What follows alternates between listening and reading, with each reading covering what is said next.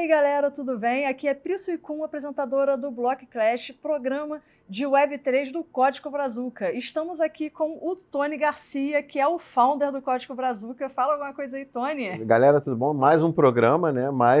A gente está criando muito conteúdo aqui dentro do Código Brazuca. E esse programa é especial porque a gente vai abordar a Web3, que é uma coisa que está entrando hoje no mercado, por mais que as pessoas ainda desconheçam, né? Ainda é um assunto ainda um pouco desconhecido, um pouco não, bastante desconhecido, né? E a gente vai tentar trazer sempre para vocês um pouco de conhecimento, né? E falar sobre as tendências que estão acontecendo dentro desse mercado. Apresentar para vocês também o G. Alves, aqui, o co-founder da Mad Monkey, que está aqui com a gente. Olá, tudo bem?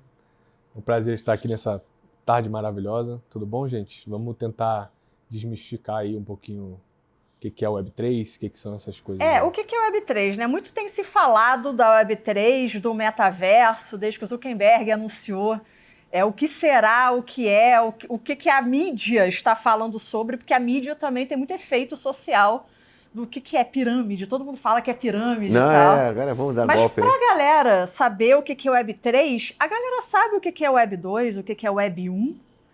Eu não sei se a galera sabe. A galera sabe que existiu o Web1 e o Web2, acho que a galera não tem nem noção do conceito do que existiu. Vocês querem explicar? Quem começa explicando aí? Eu vou começar, né? Quem viveu a Web1, né? Web1, Eu estava lá, você estava lá, quando né? começou Entendi. o Web1. Eu só ouvi falar. Pois é, naquela época a gente, como eu falo sempre brincando, a gente saía para caçar um almoço, né? Então, porque Meu Deus. os dinossauros ainda andavam sobre a Terra. Mas a Web1, na época, vamos falar aqui no Brasil, 94, quando ela foi realmente tornou-se mais acessível para as pessoas normais, né? Ainda era uma coisa muito de universidade. Foram os primórdios da internet. Ou seja, nós conectávamos ainda por linha telefônica. A maioria das pessoas hoje que está na internet nem sabe mais o que é isso. Quase consigo ouvir o barulhinho da internet de escada lá. Você procura aí, vai no Google, procura internet de escada para você ouvir o barulhinho, né? Você viveu na década de 90, você tá ouvindo esse barulho que eu sei, rapaz. Com certeza, na sua cabeça estava ouvindo aquele barulho do modem. Mas era uma internet que eu considero muito parecida com a TV antiga e o rádio. Você não interagia, ela só te apresentava informações. Então, era como você ligar o teu computador, você navegava em alguns sites, existiam já os navegadores, né?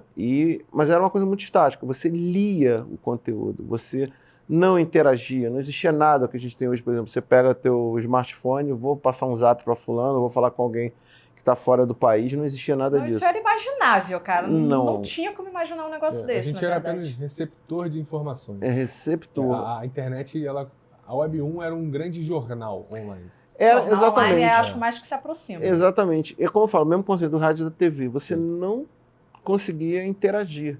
Você só recebia informações. A produção de conteúdo era muito pequena, na época, não existia como a gente tem hoje. E era algo assim que não era... Aí eu vou falar já a primeira polêmica, não era tão invasivo como a Web2. Eu acho que o G poderia falar sobre o Web2 pra gente. Né? Assim, a Web1, né, é um grande jornal, né? Você recebe as coisas, você não tinha interação, mal tinha like, eu acho que nem tinha. Não existia like. Você apenas acessava e consumia. A Web2 é um marco na internet que as pessoas começaram a interagir e até mesmo ser detentores de conteúdo. Aí nasceram as redes sociais, YouTube, Instagram veio até depois, Facebook, as redes sociais. Esqueçam do Orkut. Alguém se lembra do Fotolog? Fotolog. Falecido, né? Fotolog. Orkut, gente. Orkut tá voltando. Veio o MSN também, pra gente brincar. Nossa. Vamos falar de ICQ. ICQ, né? Vocês ouviram? ICQ é o final da Web1, né? Não, mas ainda tinha. Mas existiu, Mas cara. teve o IRC também, o IRC também. Verdade. Também foi o finalzinho, né? E aí eu acredito muito que a Web2 ela chegou para mostrar que as pessoas, e dando voz às pessoas, assim, os youtubers não existiam se não tivessem, a gente não tivesse transacionado da Web1 para a Web2. Né? A Web1 a gente recebia, a Web2 a gente começou a produzir. Né? E agora vem a Web3 para a gente ser de fato dono daquilo que a gente produz. Porque hoje, você posta um post no Facebook, no Instagram, no Twitter, ele não é seu. Nada é nosso, né? Nada é nosso. O post é do tio Mark, né? O post é do Google. O teu vídeo não é seu. Na verdade, isso é bem Cara, isso é muito surreal, porque você vai, sei lá, por exemplo, quero um sofá novo para minha casa. Você pesquisa no Google, sofá novo lá, e você vai lá nas locais que você quer comprar o sofá. E aí você vai lá pro Facebook falar com, sei lá, sua mãe, sua amiga e tal. E aí você já tá lá sendo bombardeado por várias propagandas de sofá. Ou seja, amigo, olha só, não, o Facebook não tem ouvidos. Na verdade, tudo não é seu. Você está sendo vendido pelo sistema de informações do Google, né? Se você não paga, Você é mercadoria. você é E mercadoria. um ponto importante para a gente começar, depois entrar na Web3, que talvez seja assim, a grande coisa da Web2 é a centralização da informação. Você hoje não é dono da sua informação. Vamos supor o seguinte, você tem um canal no YouTube, tá? Tem 2 milhões de seguidores nesse canal. Né? De repente dá alguma coisa lá o YouTube, não, seu canal agora, e corta teu canal e você perde todos aqueles seus seguidores e toda aquela tua fonte de monetização. Às vezes todo o seu vídeo, se você não faz um backup. Você não faz o backup. Exatamente. Então, o que acontece? Você não detém essa informação. O problema da Web 2 é que ela foi muito centralizada na mão das famosas Big Techs. Vamos falar nadeceu, o termo, né? nadeceu. Tudo é deles, basicamente. Você conseguiu construir, dar voz. O ponto positivo da Web 2 é você dar a voz às pessoas. Só que as pessoas não são donas daquilo. Aquilo faz parte de um grande, digamos assim, fica sendo parte dessas Big Techs. Do YouTube, do Facebook, do Twitter, do próprio Google e por aí vai. Entendeu? Então, eu acho que o grande ponto para a gente começar a falar de Web3 é a palavra descentralização. Nesse caso, a gente está batendo muito na tecla só de conteúdo. Né? Sim. Como vocês acham, aí eu vou fazer uma provocação assim, aqui. Como vocês acham que é importante, de fato, ou que as pessoas enxergam essa importância de ter um conteúdo descentralizado? Assim, por quê? O que vai mudar se eu tiver uma plataforma tipo o YouTube, que seja descentralizado, para uma plataforma centralizada tipo o YouTube? Qual que é a diferença prática na vida de quem produz conteúdo? Qual é a vantagem dele trabalhar num ambiente Web3 e não trabalhar num ambiente Web3, na sua opinião? Talvez ele ter controle de tudo que ele está fazendo, da própria monetização, dos próprios vídeos, entendeu? Ele, tipo, por exemplo, é exatamente esse exemplo que o Tony falou. Acordei hoje, fiz um vídeo, postei o vídeo que estava programado, mas amanhã não tenho medo de levar 3 strikes e perder meu canal, entendeu? E tenho como recuperar, porque hoje se você fizer isso no YouTube, levar 3 strikes, seu canal está removido, acabou, game over para você, entendeu? Talvez seja isso também. Agora, eu vou voltar um pouquinho antes. As pessoas têm que ter consciência disso. Elas não têm consciência de que, por exemplo, qual a importância de eu fazer algo numa plataforma centralizada e algo numa plataforma descentralizada como é a Web3. Não, porque a gente foi ensinado porque a gente está há anos na Web 2. Né? A gente está anos na Web 2. Então é importante a gente falar que, por exemplo, o primeiro passo é a gente conscientizar essas pessoas com relação que aquilo que elas estão fazendo não é delas.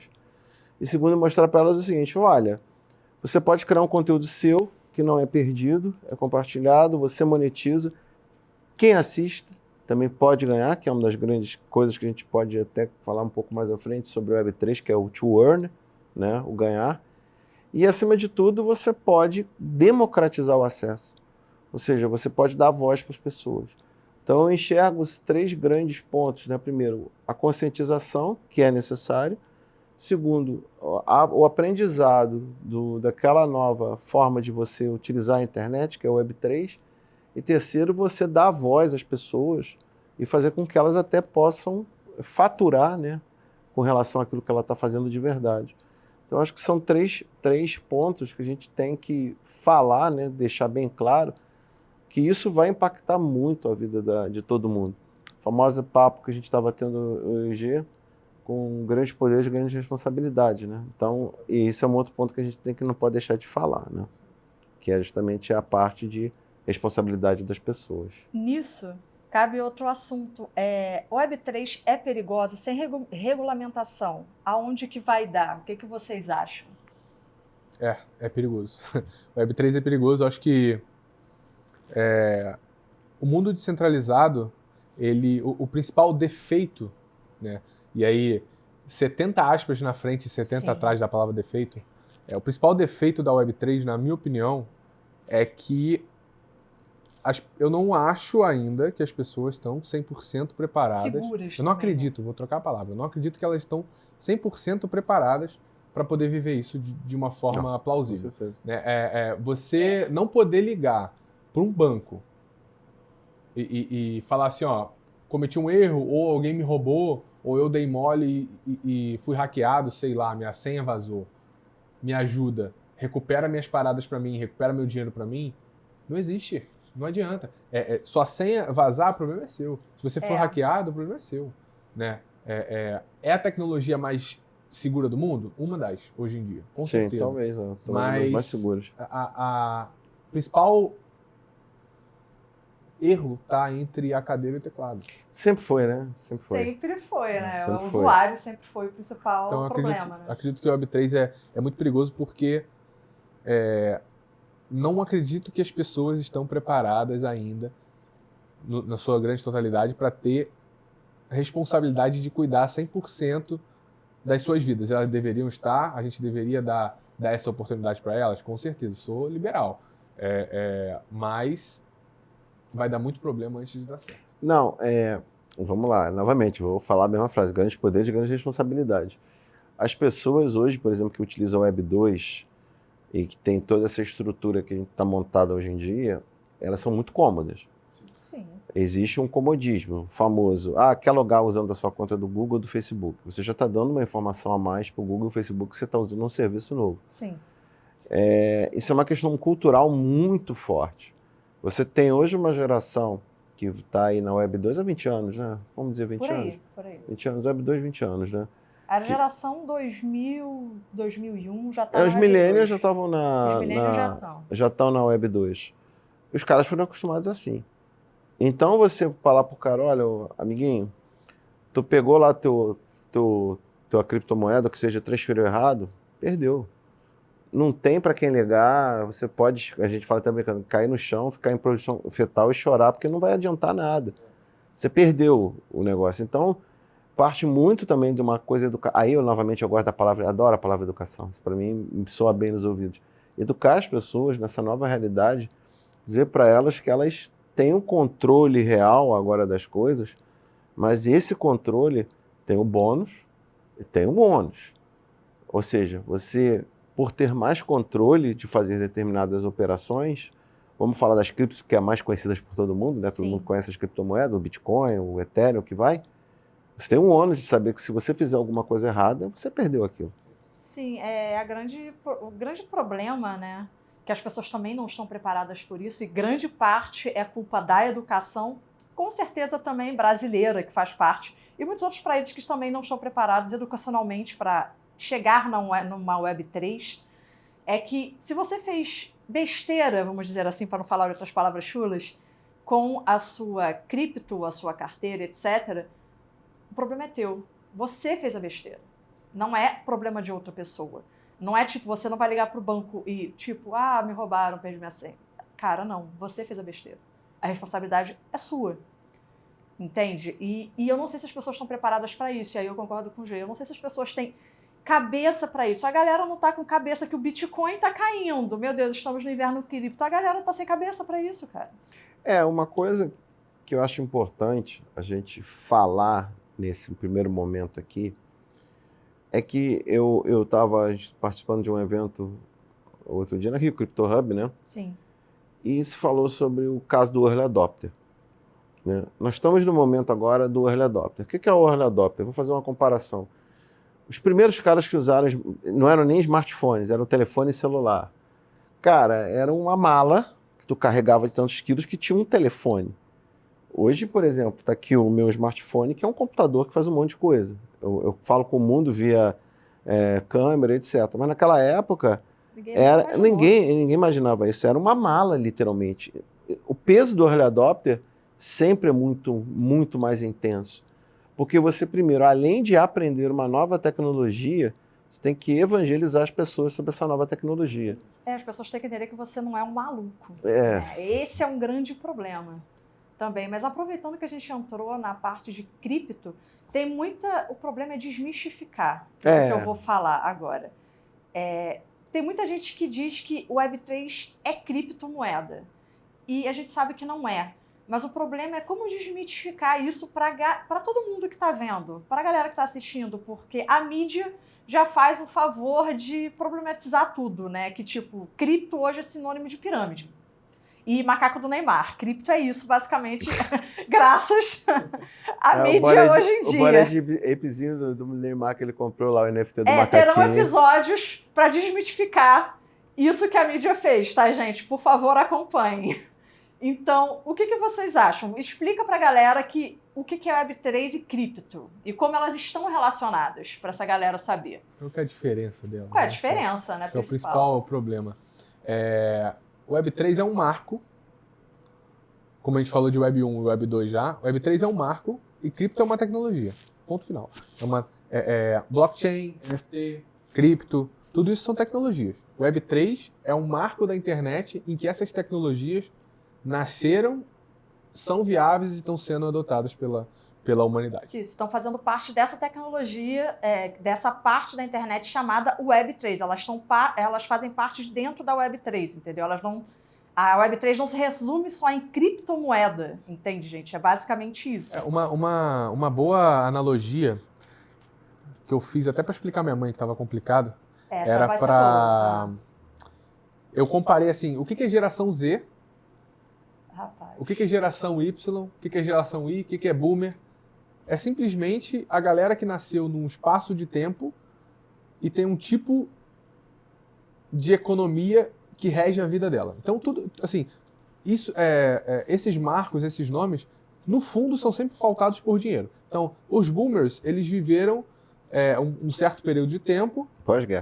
Pós-guerra, que tinham uma determinada economia que regia a vida deles. A geração X é a geração que veio pós os boomers, que teve uma economia, um tipo de economia, um tipo de vida econômica mais simples, mais fácil, porque os boomers ralaram pra caramba, porque eles se ferraram e tudo mais, enfim. Então, essas nomenclaturas, elas determinam espaços de tempo baseados na economia e como as pessoas vivem em relação à economia. Web 3, Web 1, Web 2 tem o mesmo princípio, só que na internet. Sim. São recortes, na realidade. São recortes de tempo. São nomes para recorte de tempo. E cripto é algo que existe no recorte de tempo Web3. Exatamente. O conceito, é importante falar sobre isso, que você falou dos recortes de tempo, e a gente fala também dos recortes tecnológicos, né? Que também é uma evolução. Você tem a Web 1, que você começa com uma característica de internet muito simples, né? Muito primária, mas que foi extremamente revolucionária. Inclusive, foi muito engraçado.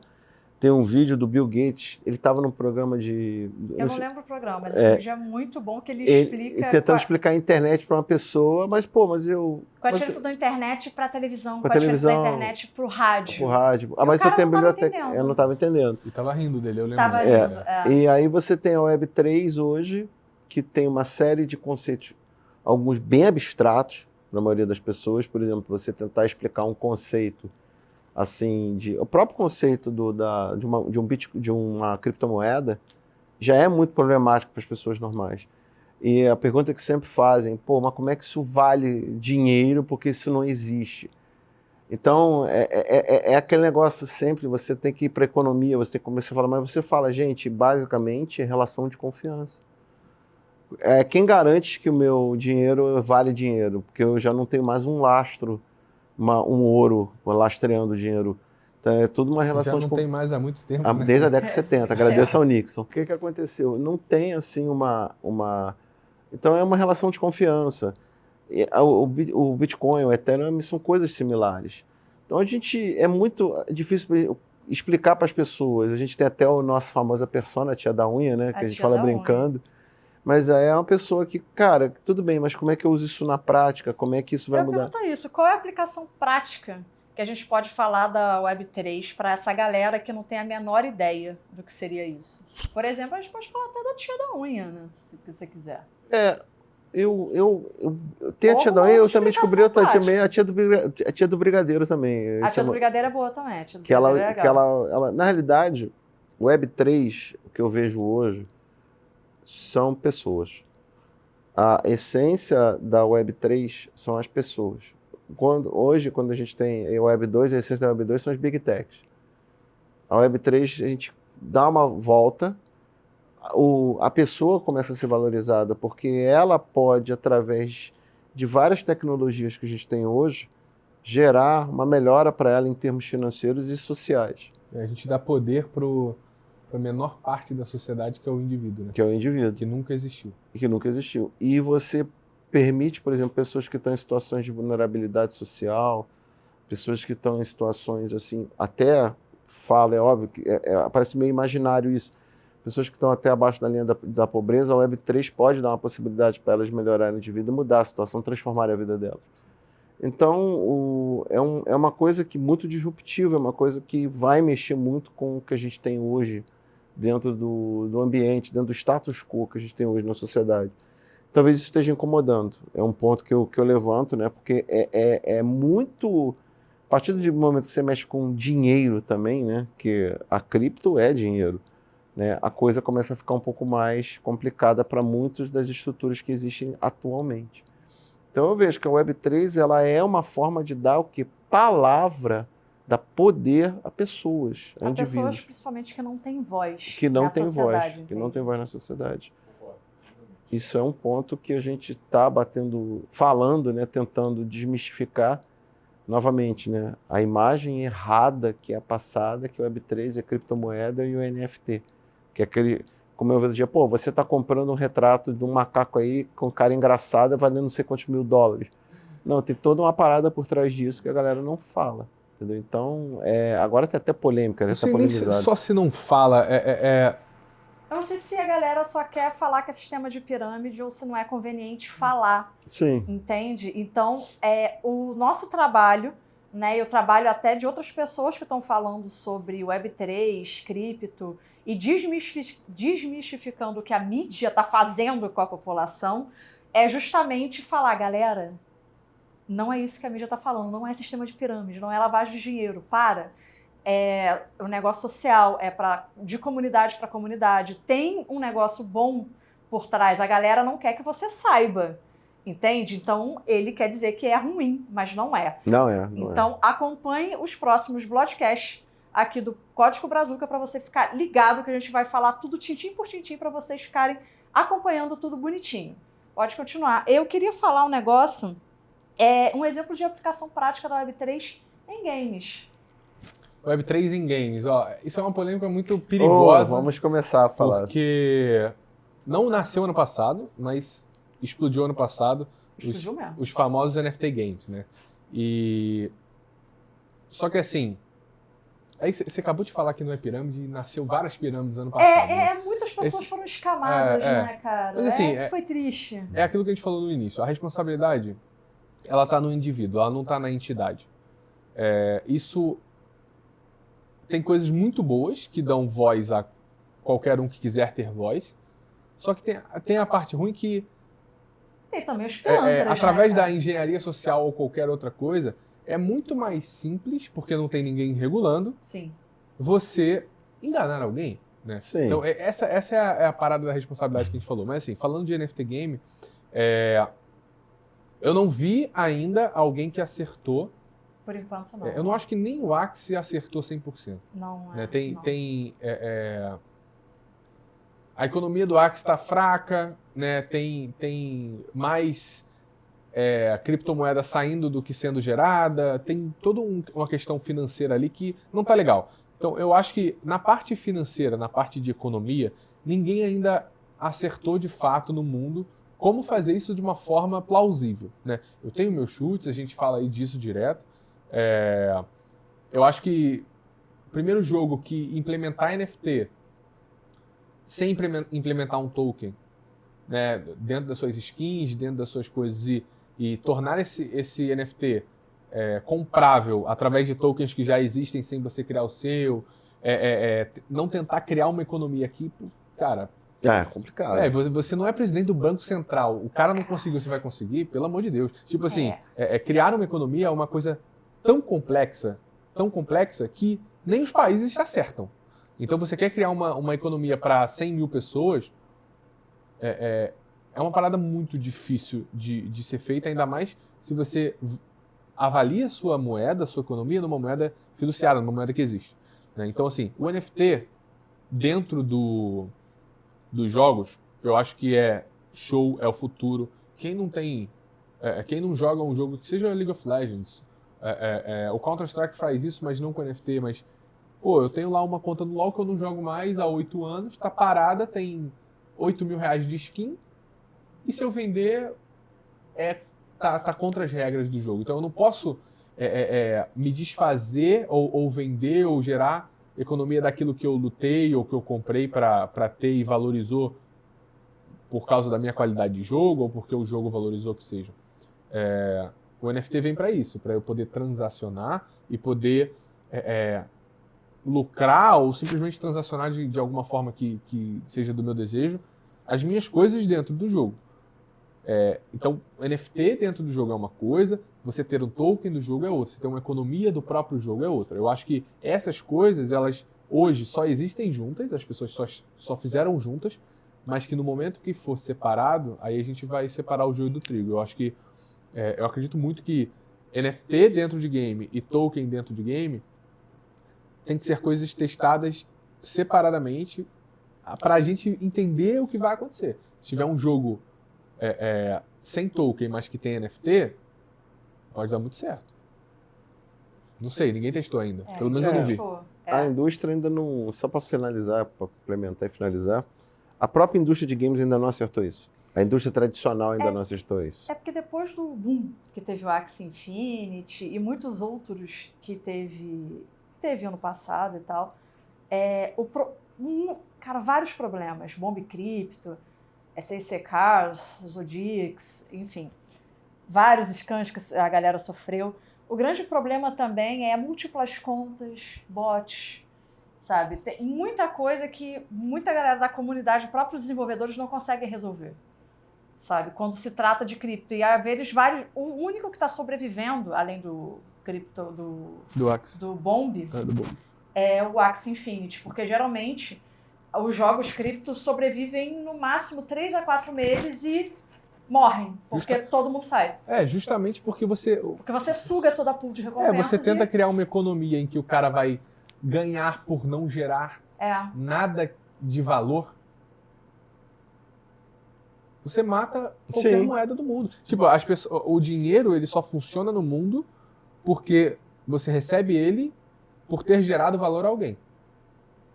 Dentro de um jogo em que você minera uma moeda com a nave espacial, sei lá, e você não está gerando valor a ninguém, ou seja, ninguém está comprando aquilo, você simplesmente está tirando da economia aquele dinheiro, vai quebrar muito rápido. Quebra muito rápido.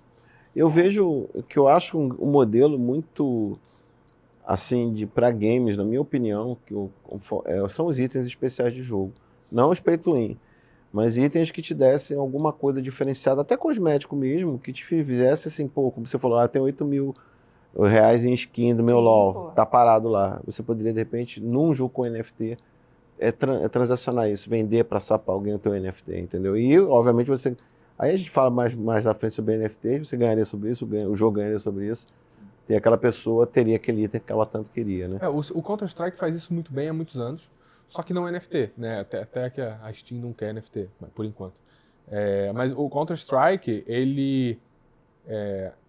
com toda certeza, assim, não tenho números, mas tirando da minha cabeça, com 99% de certeza, eles ganham mais dinheiro com as transações das skins das armas, das luvas, no mercado deles, do que com o próprio jogo. Pô. Sim. Ok, ali o que importa são as armas, meu filho.